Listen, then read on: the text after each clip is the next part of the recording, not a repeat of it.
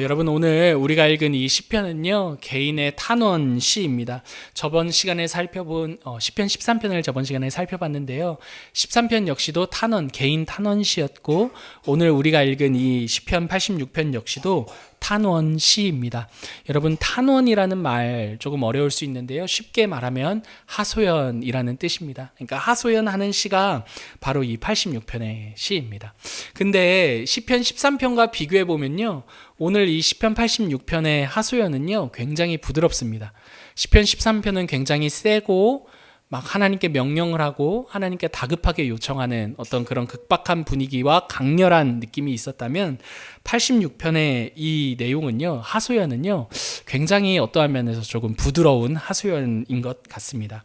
하나님을 향해 따진다거나 명령하는 그러한 13편의 다급함이 이 86편에는 등장하고 있지 않기 때문입니다. 그럼에도 오늘 본문을 보시면요, 이 시인의 상황이 굉장히 쉽지 않다라는 것을 알 수가 있는데요. 우리 한번 1절 같이 읽어보실까요? 시인의 상황입니다. 시작. 여호와여, 나는 가난하고 궁핍하오니 주의 귀를 기울여 내게 응답하소서. 1절 보시면요, 시인이 자신의 상황을 두 가지 단어로 설명하고 있습니다. 첫 번째는 가난입니다. 가난. 그리고 두 번째는 궁핍입니다. 그러니까 시인이 자신의 상황을 가난하고 궁핍하다 이렇게 설명하고 있는 것이죠. 여러분 그런데 가만 보면요, 이 시인의 가난과 궁핍은 어떤 물질적인 가난과 궁핍은 아닙니다. 어떤 영혼의 가난과 궁핍을 시인이 말하고 있다는 것을 우리 86편 전체를 통해 알 수가 있습니다. 근데 가만 보면요, 시인뿐만 아니라 우리 삶 역시도 가만 보면 이런 가난과 궁핍을 경험합니다. 가난과 궁핍을 하나로 요약하면 결핍이라고 할 수 있죠. 시인뿐만 아니라 우리도 살아가는 중에 결핍을 경험합니다. 다양한 결핍들이 있을 수 있을 것 같은데요. 우리가 이 결핍, 가난과 궁핍을 직접적으로 경험하는 장면이 어떠한 장면인가 하니 바로 관계입니다. 관계. 한번 들어보십시오. 살면서 가장 큰 행복을 누리는 것은 관계임과 동시에요. 또 반면에 동시에 가장 큰 결핍, 어떤 내가 가장 큰 부족함을 느끼는 장면 역시도 사실은 관계입니다. 오늘 이 시인이 나는 가난하고 나는 궁핍합니다 라고 말할 때 자신의 이 결핍도 사실은 관계에 관한 것입니다. 그래서 시인이 경험하는 이 관계의 결핍에 대해서요, 14절에 이렇게 등장해요. 우리 14절 같이 읽어보실까요? 하나님이여, 시작. 하나님이여, 교만한 자들이 일어나 나를 치고 포악한 자의 무리가 내 영혼을 찾아 싸우며 자기 앞에 줄을 두지 아니하였나이다. 시인이 지금 관계적인 결핍을 경험하고 있는 게 14절에 등장합니다. 14절 보시면 교만한 자들과 포악한 자들이 등장합니다. 이 교만한 자, 포악한 자는요, 이 둘 모두가 시인을 대적하는 자들입니다. 시인의 원수들인 거죠. 이 교만한 자들과 포악한 자들의 특징이 무엇인가 하니 하나님을 안중에도 두지 않는 것입니다. 그러니까 하나님이 안중에도 없는 사람들이 이 교만한 자와 포악한 자였고, 이 교만한 자와 포악한 자는 시인을 대적하는 자들이었습니다.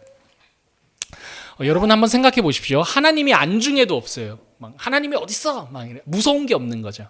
이런 사람들이 얼마나 포악했겠습니까? 이런 사람들이 얼마나 교만했겠냐는 말입니다. 악을 저지르고서도 그 마음에 아무런 가책을 느끼지 않는 사람들이 바로 교만한 자들이고 포악한 자들이었을 것입니다. 이 사람들은 굉장히 잔인한 사람이라는 것을 추측해 볼 수가 있죠. 이렇게 잔인한 이 사람들이요, 시인을 가만두지 않았던 겁니다. 그러니까 시인이 하나님, 나는 가난하고 나는 궁핍합니다, 이렇게 결핍을 호소하고 하소연하는 이유가 바로 이 교만한 자들과 이 포악한 자들이 시인을 가만두지 않았기 때문입니다. 다른 성경 번역본을 보시면요, 이 교만한 자들과 포악한 자들이 어떻게까지 하느냐 하냐면 이렇게 번역되어 있습니다. 교만한 자들이 나를 치고 포악한 자들이 내 영혼을 찾았다라는 이 14절을 이렇게 번역해요. 내 목숨을 노리고 나를 죽이려 합니다. 이렇게 새번역 성경에서는 이렇게 번역하고 있습니다. 그러니까 하나님을 안중에도 두지 않는 사람들, 야, 하나님이 어딨어? 뭐 이렇게 이 말하는 이 사람들이 시인을 지금 죽이려 하고 시인의 목숨을 노리려는 상황이 바로 지금 시인이 경험하고 있는 관계적인 결핍입니다. 무엇보다도 이 사람들이요, 시인에게 진짜 위협이 되는 이유는요, 아까도 언급했지만 하나님을 안중에도 두지 않았기 때문입니다. 최소한의 어떤 양심이 있는 사람이고 최소한의 하나님을 좀 두려워하는 사람이라면 해코지하기 전이라도 조금 멈칫할 텐데, 이 사람들은 시인을 해코지하는 데 있어서 아무런 가책을 느끼지 않는 사람들입니다. 하나님을 안중에도 두지 않는 사람들이 바로 이 사람들이기 때문이죠. 여러분, 근데 이러한 시인의 형편, 시인이 지금 당하고 있는 이런 관계적인 결핍, 이 상황은요, 사실 시인뿐만 아니라 우리들도 이 사회를 살아가면서, 삶을 살아가면서 동일하게 경험하는 장면 중 하나입니다. 물론 우리는요, 어떤 시인과 같이 우리 목숨을 노리는 사람들이 있는 것은 아닐 것입니다. 하지만 교만한 자들과 포악한 자들과 마찬가지로 하나님을 안중에도 두지 않고 살아가는 사람들, 그렇게 해코지하는데 아무런 가책을 느끼지 않는 사람들이 우리 주변에 있는 것은 사실입니다. 한번 생각해 보시기를 바랍니다. 일반적으로 여러분 직장 생활을 한다거나 이 사회에서 우리가 생활을 할 때요, 이 사회와 이 직장 생활, 이 전반적인 이 구조는요, 강약약강이라는 구조적인 한계를 갖습니다. 강약약강이 뭐냐면 강자한테는 약하고 약자한테는 강한 것. 이게 강약약강입니다. 강자에게는 약하고 약자에게는 강한 이 구조적인 한계가요, 우리가 살아가는 이 사회의 일반입니다. 여러분 직장 생활 하다 보면요, 친절하고 상냥한 사람은요 쉽게 이용을 당합니다. 친절하고 상냥한 게 이 사람이 이렇게까지 친절하고 상냥하구나, 이렇게 감사로 받는 게 아니라 자기도 모르게 이용해 먹게 되는 게 이 사회의 일반적인 구조입니다. 내 것을 나누는 사람은요 더 쉽게 이용당합니다. 자신의 것을 나눠줬는데 받는 사람 입장에서 야, 어떻게 저 사람은 저렇게 잘 나누지? 뭐 이렇게 감사하는 마음이 있는 게 아니라 그 감사한 마음이 점차 무뎌지고, 처음엔 감사할 수 있겠죠. 근데 점차 무뎌지면서 그 사람이 나눠주는 것에 대해서 더 당연하게 여기고 더 쉽게 그 사람의 것을 쟁취하듯 빼앗듯이 이용하는 게 이 사회가 갖고 있는 강약약강의 구조의 한 단면입니다. 이러한 구조 속에서 일반적으로 사람들이 선택할 수 있는 것은요, 강자에게 더 강해지는 것입니다. 평소에 부드럽고 약하게 상대를 대했다가 자신을 함부로 대하는 사람을 만나면 더 강해지는 게 이 사회를 사는 사람들의 일반적인 선택이라는 거죠. 그래서 여러분 모두가 다 싸나워집니다. 처음에는 상냥하게 시작했다가 내 상냥함이 이용받게 되기 시작하면 모두가 다 무서워지죠. 약이 되어서는 강에게 먹힌다는 생각에 더 강해지고 더 무서워지는 게 이 사회가 가진 구조적인 한계입니다. 여러분 물론 뭔가 약이 되어서 강에게 이용만 당하는 것은 경계해야 옳겠죠. 하지만 모두가 다 약이 되지 않기 위해 강이 되어서 상대를 누르려고 하는 것은요, 여전히 강약약강 구조 안에서 또 다른 강이 됨으로써 또 다른 상대를 약으로 만드는 태도라는 것을 기억해야 합니다. 여러분 제가 왜 이 말을 하냐면 시인도 지금 이 강약약강 구조 안에 있는 겁니다. 강자에게 약하고 약자에게 강한 이 일반 사회 구조 안에 있는 거죠.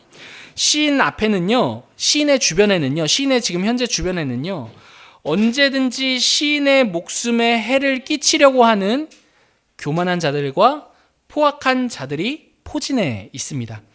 이 사람들은요, 하나님은 안중에도 없는 자들입니다. 그러니 언제라도 기회만 닿는다면 시인의 목숨에 해를 끼칠 수 있는 사람들이 바로 이 시인을 둘러싸고 있는 강자들입니다. 우리의 일반인이라면요, 시인은 그 자신을 둘러싸고 있는 교만한 사람들, 포악한 사람들, 그 강자보다 우리 일반 사회 속에서는 더 강해져서 그 교만한 자들과 포악한 자들보다 더 교만해지고 더 포악해져서 그들을 힘으로 누르라고 하는 게 이 사회의 일반일 것입니다. 다시는 자신을 약으로 여기지 못할 만큼 강해져야지라는 게 이 사회의 일반이라는 거죠. 그런데 여러분, 시인의 선택은요, 이러한 선택과는 조금 다릅니다.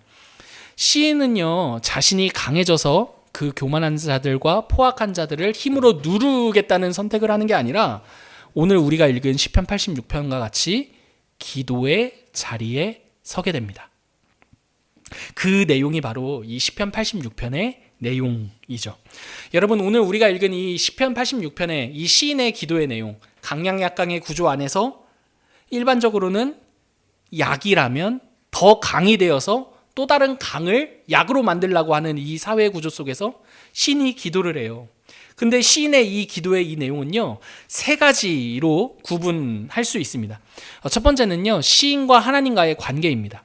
두 번째는 하나님의 성품에 관한 내용입니다. 그리고 마지막에는 그 성품에 근거한 응답에 관한 내용이 이 시인의 기도의 세 가지 내용입니다. 차근차근 살펴보도록 하겠습니다. 첫 번째, 하나님과의 관계인데요. 2절 한번 같이 읽어보겠습니다. 2절입니다. 나는 경건하오니 내 영혼을 보존하소서. 내 주 하나님이여, 주를 의지하는 종을 구원하소서. 시인이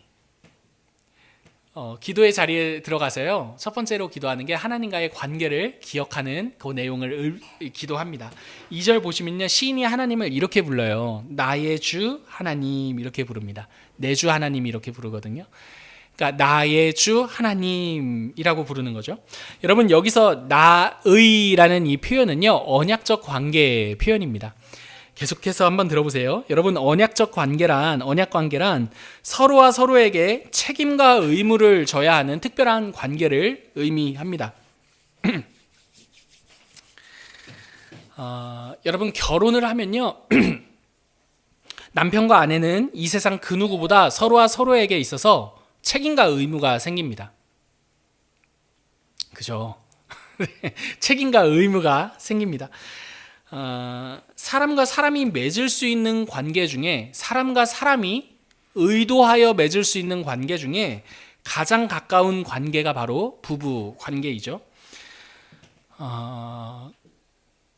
근데 여러분, 이렇게 서로와 서로 간에 맺은 이 관계가, 이 약속한 이 언약의 관계가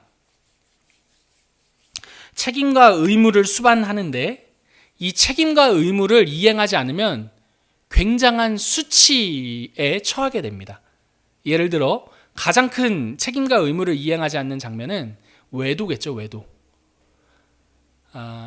남편이 다른 여자를 만난다거나 이 아내가 다른 남성을 만난다면, 이런 책임과 의무를 이행하지 않는 선택을 한다면 굉장한 수치를 당하게 되는 게 이 부부 관계입니다. 언약 관계가 바로 이런 관계인데요. 하나님께서 이 세상 누구보다도 이스라엘 백성과 자신의 관계를 가까이 두셨습니다. 그래서 뭐라고 말씀하시냐면, 나는 너의 하나님이고 너희는 나의 백성이다 라고 말씀하십니다. 시인이 지금 이런 언약 관계 안에서 하나님을 부르는 겁니다. 나의 주, 나의 하나님이여 라는 표현이 바로 이러한 의미입니다. 그러니까 하나님 입장에서는 이 시인이 나의 하나님 이렇게 부르는 게 꼼짝도 할 수 없는 표현입니다. 그러니까 여러분 생각해 보십시오. 남편과 아내가 길을 가다가 아내가 남편을 향해 여보 이렇게 부르면 그 남편이 이렇게 뒤돌아 볼 수밖에 없겠죠. 그죠? 그러니까 어떤 이 관계적인 확실한 관계 안에서 그 호칭을 부르는 것이기 때문에 하나님 입장에서도 꼼짝할 수 없는 표현이 나의 하나님이라는 이 표현입니다. 여러분, 시인이요, 지금 어떤 교만한 자들과 포악한 자들 사이에서 일반 세상에서는 너도 더 교만해지고 더 포악한 자가 되어서 너에게 교만하게 굴고 포악하게 하는 사람들을 힘으로 눌러야지 라고 말하는데, 시인은 도리어 그러한 사람이 되기 전에 하나님을 향해 기도의 자리로 나아가 나의 하나님이라고 부른다는 것을 알 수가 있습니다. 시인이 이렇게 말하는 거죠. 하나님, 제가 하나님의 백성 아닙니까? 하나님은 저의 하나님 아니십니까? 하나님은 저를 책임지시는 분 아니십니까? 지금 제 상황 뻔히 보이는 것 보이시죠? 제 상황 하나님께서 책임지셔야 되는 거 아닙니까? 라고 말하는 게 지금 시인이 말하고 있는 나의 하나님이라는 이 표현입니다. 사랑하는 성도 여러분, 시인과 마찬가지로요, 우리 역시도 동일합니다. 우리 역시도 우리가 기도 중에 부르는, 우리가 기도할 때 하나님 이렇게 부르잖아요. 이 하나님이라는 이 표현이 그냥 하나님 이렇게 부르는 게 아니라 하나님은 나의 하나님이시고 나는 하나님의 백성입니다 라는 언약 관계 안에서의 호칭이라는 것을 기억해야 합니다. 굉장히 관계적인 표현입니다. 우리가 기도 가운데 하나님을 부르는 것은 하나님께서 우리와 맺으신 그 관계를 다시금 떠올리게 하고 하나님을 향하여 하나님, 내가 하나님의 자녀 아닙니까? 내가 하나님의 백성 아닙니까? 나의 왕으로서, 나의 부모로서 나의 형편을 보시고 나의 상황을 보시고 나의 인생 가운데 하나님이 책임을 지셔야 하는 것 아닙니까? 라는 관계적인 호소가 바로 우리가 기도 가운데 하나님이라고 부르는 이 호칭 안에 담겨 있는 의미가 됩니다. 여러분, 두 번째로요, 이 기도의 내용 가운데는 시인이 하나님의 성품에 대해서 언급합니다. 다양한 성품들이 등장하는데요, 반복적으로 강조하여 등장하는 성품 하나가 있습니다. 그게 5절이에요. 5절 같이 한번 읽어보겠습니다. 5절입니다. 5절 같이 한번 읽겠습니다. 시작. 주는 선하사 사죄하기를 즐거워하시며 주께 부르짖는 자에게 인자함이 후하심이니이다. 여러분, 5절 보시면 보세요. 인자함이 후하다라고 말하는데요, 이 인자하심이라는 이 표현이 13절에도 등장해요. 13절도 눈으로 보시면 주의 인자하심이 크사라고 말하죠. 근데 이 5절과 13절에 등장하는 이 인자하심에 대한 이 진술이 15절 가면 완전한 이 한 문장으로 표현되고 있어요. 15절도 같이 한번 읽어보겠습니다. 그러나 시작. 그러나 주여 주는 긍휼히 여기시며 은혜를 베푸시며 노하기를 더디하시며 인자와 진실이 풍성하신 하나님이시오니. 이 15절은요, 시인이 최종적으로 말하고 있는 하나님 성품에 대한 진술입니다. 여러분 이미 아시겠지만 이 15절은요, 이미 구약에서 유명한 하나님 성품에 대한 진술 중 하나입니다. 출애굽기에 처음에 등장해요. 이 말씀이 출애굽기에서 하나님께서 하나님 자신에 대해 말씀하시는 하나님의 성품인데요, 간략하게 한번 이 내용을 설명하면, 하나님께서 이스라엘 백성들과 언약을 맺기 위해 모세를 시내산으로 부르십니다. 그래서 시내산에서 모세가 이제 하나님과 막 이제 그런 언약의 대표자로서 막 이런저런 이제 내용들을 하나님께로부터 받죠. 돌판에 하나님께서 친히 기록해 주시고, 그런데 모세가 몇 날 며칠을 안 보이니까 이스라엘 백성들 마음이 조급해진 겁니다. 눈에 보이지 않게 되자 뭐라고 이야기하냐면, 자신들을 인도한 모세와 하나님이 보이지 않으니 우리를 위하여 인도한 신을 만들어내라고 아론을 꼬십니다. 그러니까 아론도 보니까 너무나 안 내려오고 있거든요. 그러니까 아론도 같이 이스라엘 백성들의 그 말에 결탁해서 금송아지 하나를 짠 하고 만듭니다. 그리고 이 신은 너희를 애굽에서 인도한 신이다, 딱 이렇게 말하죠. 그랬더니 하나님께서 그 모든 것들을 알고 계시는 하나님께서 막 분노를 표출하십니다.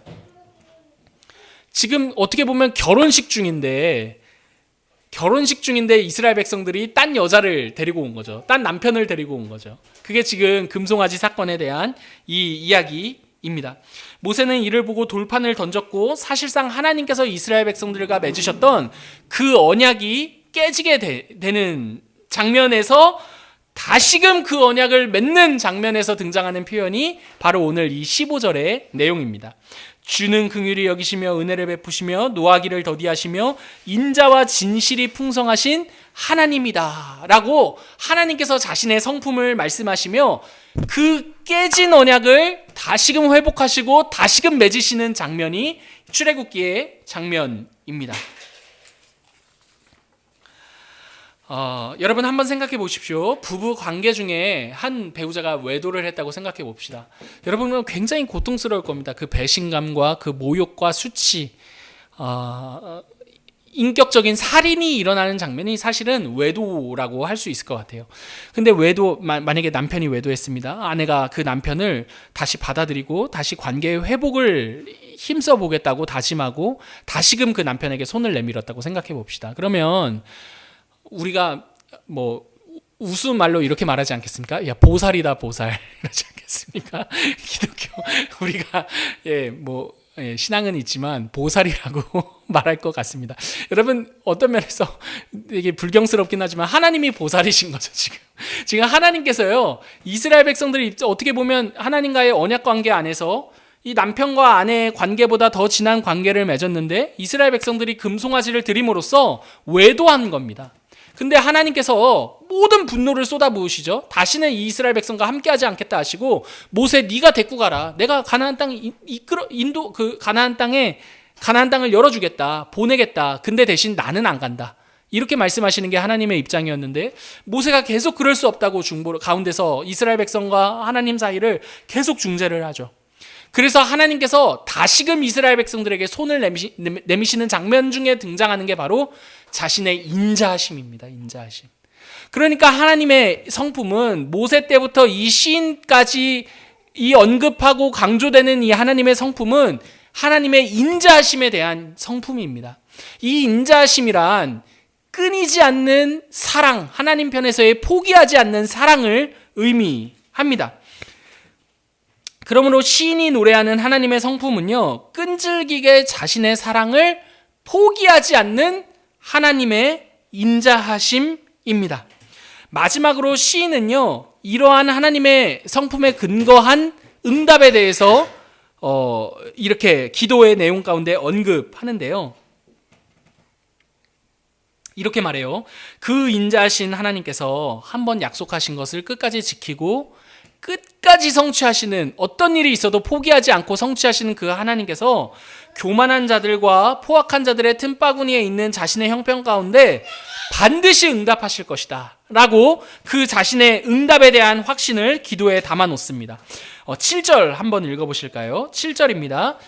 나의 환난 날에 내가 주께 부르짖으리니 주께서 내게 응답하시리이다. 여러분, 7절 보시면요, 시인은요, 이번뿐만 아니라 사실은 이전에도 동일하게 하나님의 인자하심에 근거한 기도의 응답을 받았다라는 것을 알 수가 있습니다. 여러분, 7절 보십시오.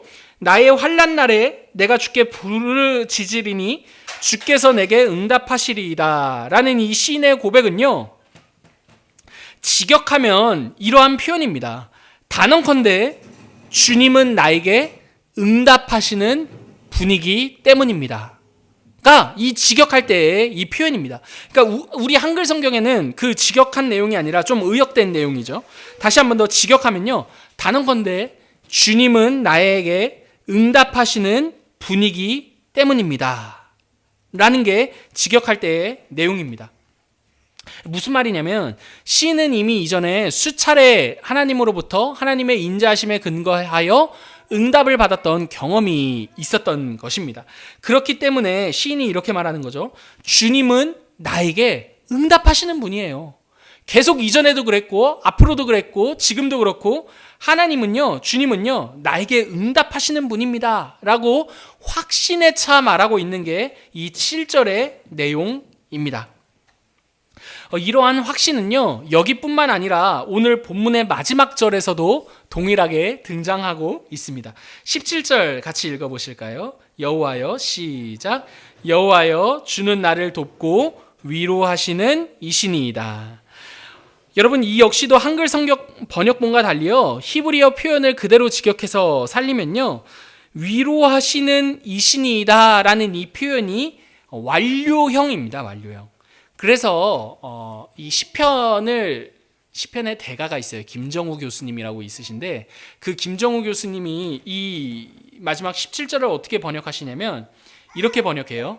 주님께서는 친히 나를 돕고 위로하셨습니다. 주님은 나를 친히 돕고 위로하셨다라고 번역합니다. 무슨 말이냐면, 시인이 이미 이전에도 이 자신의 기도 가운데 수차례 하나님의 인자하심에 근거한 응답을 받았던 겁니다. 그렇기 때문에 이 시인이 하나님께서는 이미 나를 위로하셨습니다. 그 이전에도 나를 위로해 오셨고 앞으로도 위로하실 것입니다 라는 이 내용의 근거에 위로하셨습니다 라고 완료형으로 확신에 차 고백하는 게 이 17절의 내용이 됩니다. 여러분, 여기까지 내용 한번 정리해 보겠습니다. 여러분, 오늘 우리가 읽은 이 시편 86편은요 오늘을 사는 우리 모두에게 시사하는 바가 굉장히 큽니다. 왜냐하면 강약약강, 강자에게 약하고 약자에게 강해지는 이 구조 아래 시인이 경험하는 이 어려움은 우리와 매한 가지이기 때문입니다. 시인은요 이러한 구조 속에 세 가지 이 기도의 내용을 담아 하나님께 기도합니다. 첫 번째는 하나님과의 관계입니다. 두 번째는 하나님의 성품을 의지하는 거고, 세 번째는요 그러한 하나님의 성품은 반드시 우리에게 응답하신다는 사실입니다. 여러분, 가만 보면요 하나님께서는 우리에게 응답하실 수밖에 없는 내용을 가지고 계십니다. 하나님은 우리의 하나님이시기 때문에, 그리고 하나님은 자신이 그 선택한 자신의 백성을 사랑하시는 데에 포기하지 않는, 사랑하시는 일을 포기하지 않는 하나님이시기 때문에, 그러한 하나님이시기 때문에 하나님께서는 반드시 응답하시는 하나님이시다라는 게 오늘 이 시편 86편의 내용입니다. 여러분, 하나님은요 기도의 자리에 나온 우리에게 빈손으로 돌려보내시는 하나님이 아니십니다. 우리를 향한 끈질긴 그 하나님의 사랑에 응답이 없을 것입니다. 그러므로 사랑하는 성도 여러분, 반드시 이 기도의 자리에 나아오시기를 바랍니다. 저를 따라 고백하실까요? 반드시 기도의 자리에 나아가자. 여러분, 응답이 있는, 이 반드시 응답이 있는 이 기도의 자리에 나아가시기를 바랍니다. 여러분, 시인의 고백과 같이 하나님께서는요 자신의 인자하심 가운데 끈질기게 포기하지 않는 자신의 사랑으로 응답하시는 하나님이십니다. 여러분, 우리가 기도의 자리에 나오는 것보다요 하나님께서 응답하시는 것을 더 끈질기게 응답하시는 하나님이십니다. 여러분, 우리 입장에서는 뭔가 우리가 끈질기게 더 기도하지 않았을 때 응답하시는 하나님을 상상하기 쉽지만, 여러분, 오히려 더 끈질기게 응답하시고자 하시는 하나님이 우리의 끈질긴 기도보다 더 끈질기다는 것을 기억하시기를 바랍니다. 여러분, 하나님은요 반드시 기도의 자리에 응답하시는 인자하신 하나님이십니다. 어떻게 해서도 우리와의 관계를 포기하지 아니하시는 하나님, 그 하나님, 우리가 믿는 하나님이시기 때문입니다. 여러분, 때문에 하나님은요 절대 우리를 빈손으로 돌려보내지 아니하십니다. 사랑하는 성도 여러분, 사실 하나님께서요 우리를 빈손으로 보내실 수 없으신 결정적인 이유가 있으셔요. 여러분, 하나님께서요 우리를 빈손으로 보내실 수 없는 진짜 결정적인 이유 중 하나는요 바로 예수 그리스도께서 우리를 위해 빈손이 되어 주셨기 때문입니다. 여러분, 이 말을 한번 잘 곱씹어 보세요. 여러분, 하나님께서 기도의 자리에 나온 우리를 빈손으로 돌려보내실 수 없는 이유는요 예수님께서 우리를 대신하여 그 기도의 자리 가운데 자신이 빈손이 되셨기 때문입니다.